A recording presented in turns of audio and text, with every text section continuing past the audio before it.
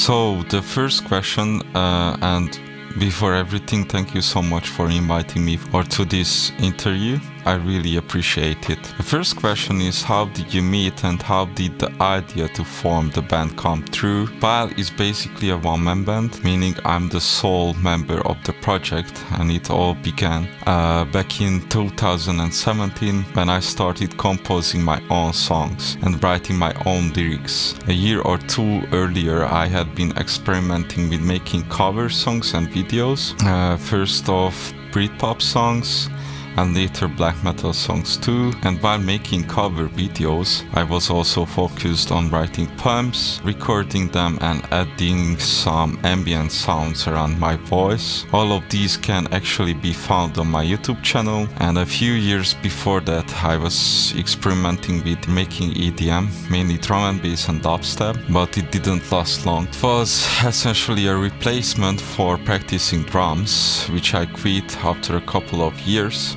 due to my studies. In the meantime, I started practicing guitar, and later when I began working on my songs, I also started learning and practicing metal screams and growls, as well as how to play bass. And around 2019, I bought my first ever 2-octave MIDI keyboard and started playing along with my songs using cool synth VSTs. Actually, I never really dove deep into music theory or the theory of playing any of my instruments. Since the beginning, I've been learning something new about music production almost every day, and I've been keeping my gear and equipment updated, though I've never really used professional equipment, and that's how it all started.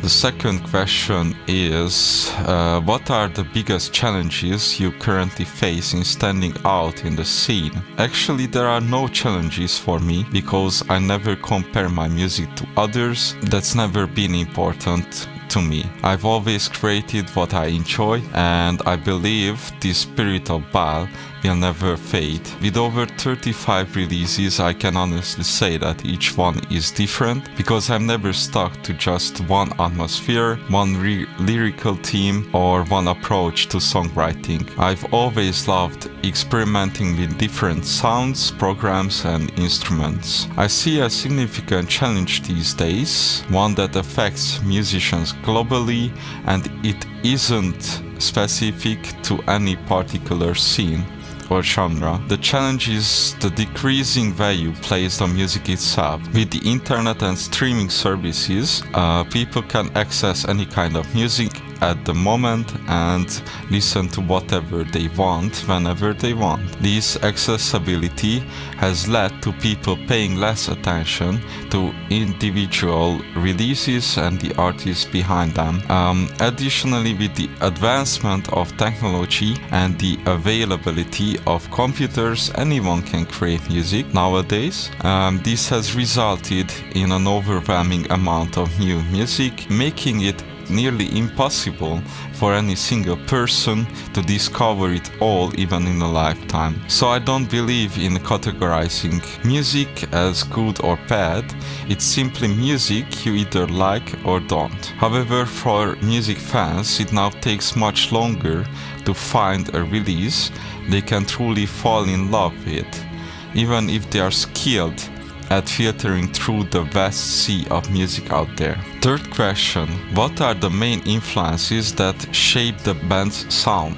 In 2016, I found myself to be the most comfortable with black metal, not only talking about the cover videos, but I found it the easiest and most engaging to write this type of music. Back in the days, my music was totally built on my emotions and current state of mind, and so my feelings inspired me to make music all the time. In 2024, I can state that this has been changed. I'm more open to let myself to be inspired by other things, like made of stories and fantasy. However, 95% of my music is still written about my deeper self and my experiences. Bal was always a tool for me to express my feelings, to get rid of my daily stress and emotions that are taking me down, as a person, to be my therapist. Question number 4.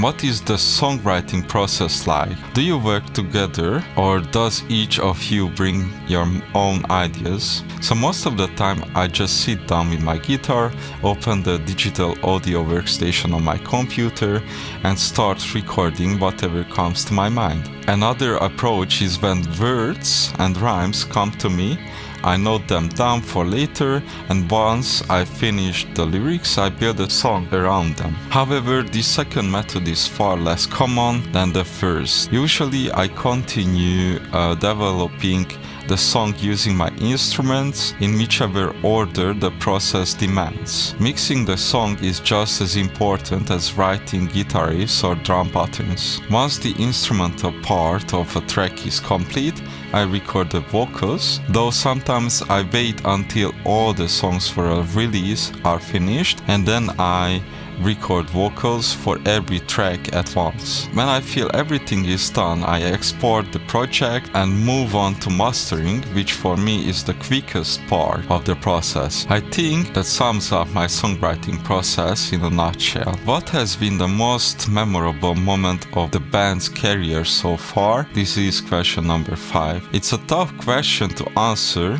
because I consider every day I work on my project a memorable one. I love every moment of it, whether it's the creative aspect or the more monotonous tasks like releasing an album and handling the marketing. I'm particularly proud of 2 of my records that were released on special hand-numbered tape cassettes in handmade wooden cases by the Hungarian NGC Records. I'm also proud that our split album with the Indonesian band Atrocious was released on 7-inch vinyls by Masters of Chaos Productions, and I was quite flattered by concert invitations as well, but I had to decline them. The main reason is that I can't take Bal to the stage by myself. If I were to perform with guest musicians, I feel like I wouldn't really be Bal anymore. And if I were to stand on stage alone and perform my songs, I don't think they would carry the same energy or deserve their original titles. Question number 6. Have you participated in festivals or competitions for new bands? How was that experience? Well, I never played and performed on stage with Bal for the reasons I mentioned earlier. However, I have participated in online competitions focused on writing riffs, creating full songs, or recording videos of playing instruments. These competitions always offered valuable prizes like instruments, high quality audio software or money for the winners. While I never won any of them, I gained a lot in terms of experience, new listeners and followers. So that kind of attention is something I always appreciate and consider a reward in itself.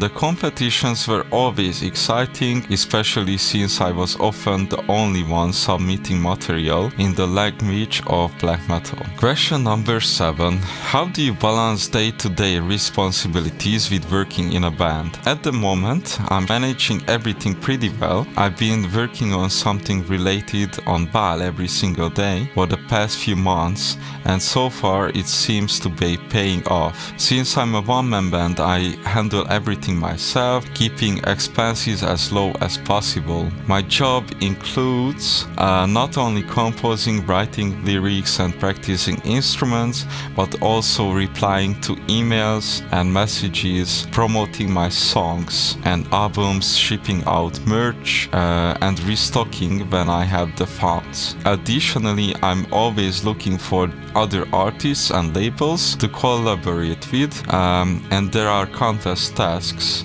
on my to-do list, so I never get bored. Question number 8. How was fan interaction at the beginning of your career? Did you feel support from the local scene? If we are talking about the local scene, specifically the Hungarian scene, I feel like I've received all the support I ever asked for, and even more. On a broader international scale, I've always felt that people appreciate what I do, but it took hard work to get their attention, and a thing that is important to mention, most of these happened online. This is what I love about metal, by the way, and black metal in particular. In the metal scene, metalheads support each other, whether it's been two fans, a fan and an artist, or between two artists. The black metal scene, now growing quite large, is based on my experience more underground and diverse. There are toxic people, sure, but you can find those anywhere. However, the layer of the black metal community that supports artists and works to satisfy fans by sharing albums, writing news, articles, interviews and reviews and so on is very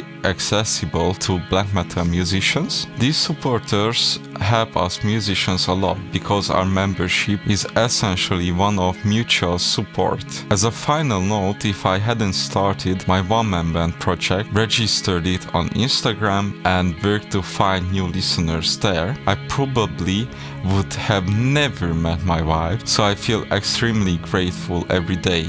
Question number 9. How does the band deal with criticism and rejection? What motivates you to keep going? To be honest, I've never paid much attention to criticism or reviews of my work because I create music for myself. If someone finds something valuable in what I do, I'm happy to hear it. Positive feedback is always appreciated. I'm a human after all, and it feels good when someone praises my work. Negative comments are fine too, I can accept them. However, I'm not influenced by them, at least not musically. And frankly, I've rarely received much negativity about Val. Since 2017, I could probably count on both hands the number of bad remarks I've gotten. As for rejection, I've already touched on the issue of how the internet affects the relationship between listeners and musicians. The reality is, if you have a lot of money for marketing, you will be the big fish, and your music will reach a ton of people regardless or whether you are talented or not. That's just how it works. It's always been that way, but the scales have tipped even more with time. In the end, my motivation comes from within. It's just me and my head driving this. Question number 10, the last one. If you could choose any festival or stage to play in future, what would the band's dream be? Again, I don't want to play live, but never say never. If I could multiply myself at least 5 times, I could bring Baal's song on stage how I want it to be, but even that time I would call that project Baal's and not Baal. So if I imagine myself on stage, I imagine myself playing in an abandoned church or chapel with a few hundred people in front of me. Once again, thank you for checking out this interview. I hope you liked it, and thank you so much for the invitation again. Goodbye.